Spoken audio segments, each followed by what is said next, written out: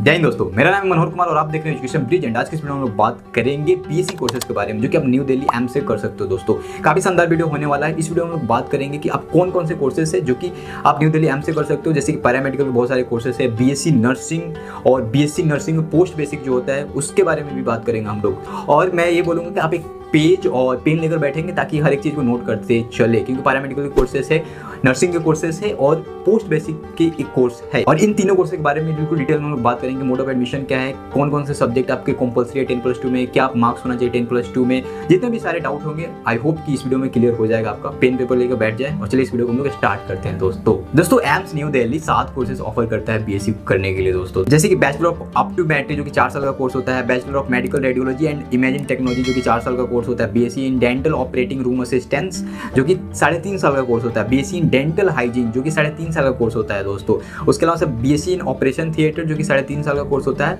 और BSc nursing post basic यानी कि वो 2 साल का कोर्स हो गया। उसके बारे में बिल्कुल डिटेल में बात करेंगे आखिर है क्या पोस्ट बेसिक, ठीक है। और बीएससी ऑनर्स नर्सिंग आप कर सकते हो जो कि 4 साल का कोर्स होता है। दोस्तों तो ऊपर के जितने भी 1 to 5 कोर्सेज के बारे में बात किया वो एक तरह के कोर्सेज हो गए, लाइक पैरामेडिकल कोर्सेज, और 6 और 7 ये नर्सिंग से रिलेटेड कोर्सेज हो गए। दोस्तों तो ये सब के बारे में बिल्कुल हम लोग डिटेल में बात करेंगे। रिजर्वेशन की बात कर लेते हैं कि एम्स में कैसे रिजर्वेशन है। तो ओबीसी के लिए 27% रिजर्वेशन है यहाँ पे, और शेड्यूल कास्ट के लिए 15%, और शेड्यूल ट्राइब के लिए 7.5%, और इकोनॉमिकल वीकर सेक्शन के 10% सीट यहाँ पे रिजर्व होता है। दोस्तों अब बात करते हैं कि पोस्ट बेसिक क्या है। अगर आप नर्सिंग में फील्ड में जाना चाहते हो तो सबसे पहले आप 10+2 कंप्लीट कर लियो। उसके बाद से अगर आप डायरेक्टली जाना चाहते हो बीएससी के लिए तो आप 4 साल के लिए नर्सिंग ज्वाइन कर सकते हो, ठीक है। Not only from AIIMS New Delhi, बहुत सारे ऐसे कॉलेज है, इंस्टीट्यूट्स है, ठीक है, वहाँ से आप कर सकते हो। बट 10+2 के बाद से बहुत सारे ऐसे लोग होते हैं जो कि डिप्लोमा करते हैं नर्सिंग में, जो कि काफ़ी अच्छी बात है वो भी। और अगर आप उसको कंप्लीट कर लेते हो तो उसके बाद से आप ये पोस्ट बेसिक वाला कर सकते हो। उसके लिए भी बहुत सारे क्राइटेरिया है, जैसे कि आप एज ए नर्स रजिस्टर्ड होने चाहिए फ्रॉम स्टेट नर्सिंग काउंसिल से, आपने जहाँ से भी डिप्लोमा किया वो रिकॉग्नाइज्ड होना चाहिए, ठीक है। तो वो सारी क्राइटेरिया है, उसके बारे में भी हम लोग बात करेंगे। तो नर्सिंग फील्ड से रिलेटेड आपको एडवांस जितने भी स्किल्स है, नॉलेज है, वो सब सीखने को मिलेगा इसमें। दोस्तों यानी कि ओवरऑल आपका जो भी स्किल्स है लर्निंग, उसमें आपको इन्हेंस करने का मौका मिलेगा दोस्तों, और वो भी एम्स से। दोस्तों तो काफ़ी शानदार बात है, इसके बारे में भी हम लोग आगे बात करेंगे। अब हम लोग बात करते हैं कि एलिजिबिलिटी क्या है। तो 17 ईयर्स आपका कंप्लीट होना चाहिए मिनिमम एज। जिस भी ईयर में आप एग्जाम दे रहे हो उस ईयर में 31 दिसंबर तक आपका 17 ईयर कंप्लीट हो जाना चाहिए, तो आप इसके लिए एलिजिबल है। दोस्तों और 10+2 आप पास होने चाहिए, और सब्जेक्ट आपको कंपल्सरी होना चाहिए इंग्लिश, फिजिक्स, केमिस्ट्री, बायो, और भी इसमें 1-2 कोर्सेस ऐसे हैं जिसमें आपको मैथ भी रहेगा तो भी आप इसके लिए एलिजिबल हो। दोस्तों बट कुछ कोर्सेस है जिसमें बायोलॉजी कंपल्सरी है। और ये जो 5 कोर्सेस अभी आप देख रहे हो, जैसे कि bachelor of optometry, bachelor of medical radiology and imaging technology, ये 2 ऐसे कोर्सेस है जिसमें आपका अगर बायो नहीं है, मैथ से आप हो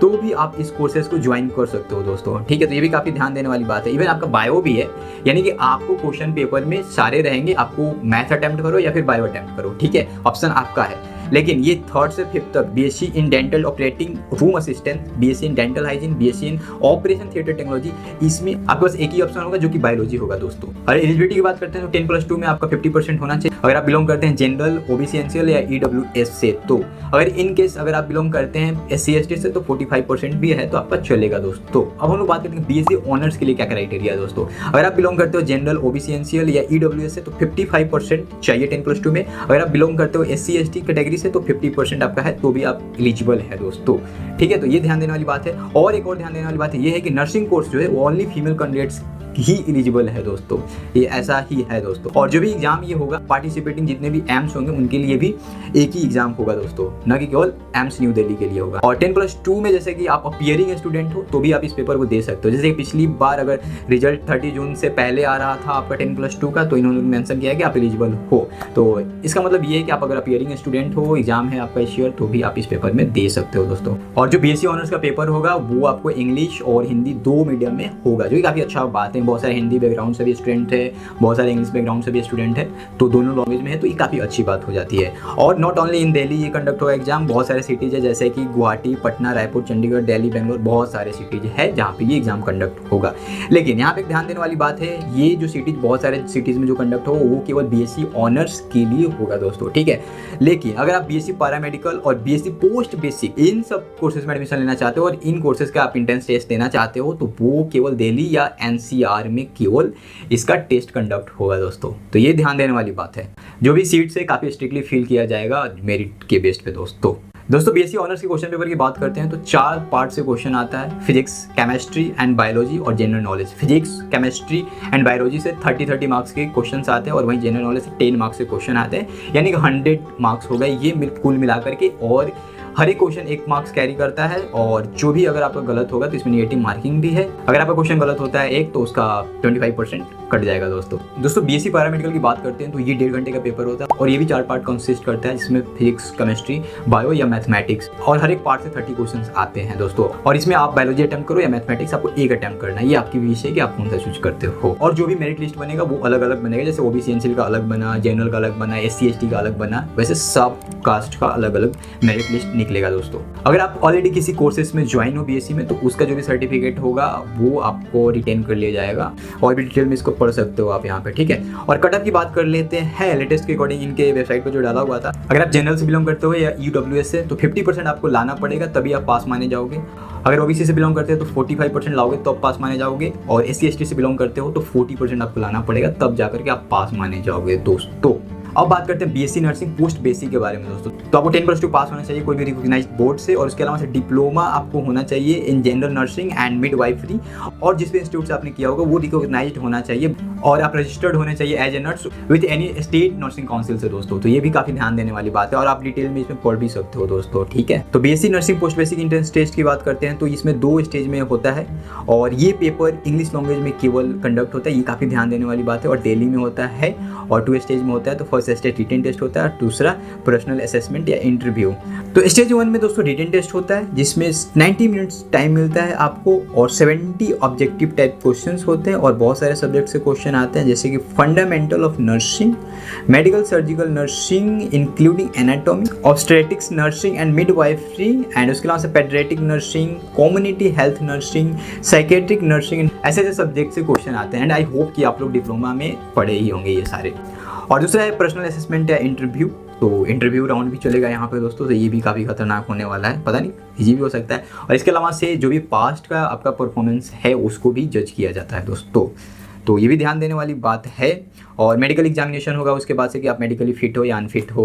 और मेस कंपलसरी है नर्सिंग स्टूडेंट्स के लिए और 700 रुपये पर मंथ फी है ओनली मेस का, तो और क्या चाहिए, बहुत ही अच्छी बात है ये। और हॉस्टल पैरामेडिकल कोर्सेज वाले को भी प्रोवाइड किया जाएगा और बीएससी नर्सिंग जो ले रहे हैं उनके लिए भी प्रोवाइड किया जाएगा दोस्तों। लेकिन जो पोस्ट बेसिक बीएससी नर्सिंग करेंगे उनके लिए हॉस्टल प्रोवाइड नहीं किया जाएगा दोस्तों, तो ये भी काफ़ी ध्यान देने वाली बात है। और यह प्रोसीड टू बेसिक रजिस्ट्रेशन आप पढ़ सकते हो। और नंबर ऑफ सीट्स की बात करते हैं तो पहले बात कर लेते हैं 1 to 5 जो हमारे लिस्ट में पैरामेडिकल रिलेटेड कोर्सेज थे, जैसे कि बैचलर ऑफ ऑप्टोमेट्री में टोटल सीट्स 24 है, bachelor of medical radiology and imaging technology जिसको शॉर्ट फॉर्म में MRIT बोलते हैं उसमें 11 सीट्स है। BSc in dental operating room assistant जिसको DORA बोलते हैं, ओनली 2 सीट्स अवेलेबल है। और BSc in dental hygiene DH जिसको बोलते हैं 2 seat only, and BSc in operation theatre technology में ओनली 20 सीट्स है दोस्तों, तो काफ़ी कम सीट देखने को मिल जाता है। उसके अलावा से बीएससी ऑनर्स की केवल बात कर लेते हैं तो दिल्ली में 96 सीट्स देखने को मिल जाता है, जो कि काफ़ी अच्छी बात है। नेगेटिव मार्किंग की हम लोग ने बात कर लिया है ऑलरेडी। और फ़ी की बात करते हैं तो इन्होंने लिखा नहीं है डायरेक्टली कि टोटल ये फ़ी है या फिर 1 साल का है, बट जो भी है बहुत ही कम है। रजिस्ट्रेशन फ़ी यहाँ पर 25 रुपीज़ देखने को मिलता है दोस्तों, और क्या चाहिए। और बीएससी ऑनर्स नर्सिंग की बात करते हैं तो 600 रुपये लिखा है और 4 साल ड्यूरेशन लिखा हुआ है। तो मुझे नहीं पता है कि 4 साल के लिए, अगर 4 साल के लिए तो बहुत अच्छी बात है, अगर ये साल भर के लिए है तो बहुत ही अच्छी बात है, कोई दिक्कत की बात नहीं। अगर महीने का भी है तो भी कोई दिक्कत की बात नहीं है दोस्तों, 600 रुपये है, एम्स में आप पढ़ोगे और क्या चाहिए आपको, ठीक है। तो फ़ी के बारे में ज़्यादा डिस्कस नहीं करते हैं, बहुत ही लेस फी देखने को मिल जाता है। हाँ, अगर आप रेडियोथेरेपी टेक्नोलॉजी में जाना चाहते हो तो उसमें 50,000 के आसपास ईयरली फी देखने को मिल जाता है दोस्तों। स्टूडेंट भी यहाँ पे अवेलेबल है दोस्तों। अगर आप बैचलर ऑफ ऑप्टोमेट्री में कोर्स परस्यू करते हो तो 500 रुपये पर मंथ मिलेगा, लेकिन 4th ईयर में आपको 13,940 रुपये पर मंथ मिलेगा during the period of internship, तो ये भी काफ़ी अच्छी बात है दोस्तों। जैसे कि BSc in operation theatre technology में करते हो तो उसमें भी 10,250 रुपये आपको मंथली इंटर्नशिप करोगे जब मिलेगा, ठीक है। तो ये भी काफ़ी ध्यान देने वाले बहुत सारे फैसिलिटी हो भी आप पढ़ सकते हो, इंस्टीट्यूट लाइब्रेरी के बारे में पढ़ सकते हो। और एग्जाम मोड जो होता है कंप्यूटर बेस्ड टेस्ट होता है और इसका फॉर्म दोस्तों फरवरी में आता है, तो बेसिक रजिस्ट्रेशन आप फरवरी में कर सकते हो। और जैसे कि 23 में जून में पेपर हुआ था तो लगभग फरवरी से जून तक इसका चलता है। तो आई होप कि सारा कुछ क्लियर हो गया होगा डाउट, क्योंकि मेरे को स्टार्टिंग में मैंने आज तक सर्च नहीं किया था बीएससी नर्सिंग के बारे में, तो मेरे को काफ़ी डाउट हो रहा था कि ये पोस्ट बेसिक क्या है, बीएससी नर्सिंग है ये प्रोवाइड कर ही रहा है, तो बीएससी पोस्ट बेसिक क्या है और भी बहुत सारे पैरामेडिकल, तो सारे चीज़ के बारे में हम लोगों ने डिस्कस कर लिया इस वीडियो में। आई होप कि सारा कुछ क्लियर हो गया होगा। तो आई होप कि वीडियो पसंद आया होगा आपको, तो वीडियो को लाइक करेंगे, चैनल को सब्सक्राइब करेंगे और कोई भी डाउट है तो आप बेझिझक कमेंट कर सकते हैं। मैं पूरी तरह से प्रयास करूंगा रिप्लाई करने का। तो आशा करता हूँ वीडियो पसंद आया होगा। इसी के साथ एक और शानदार वीडियो में मिलेंगे अगली बार। तब तक के लिए बाय बाय, नमस्कार, जय हिंद दोस्तों।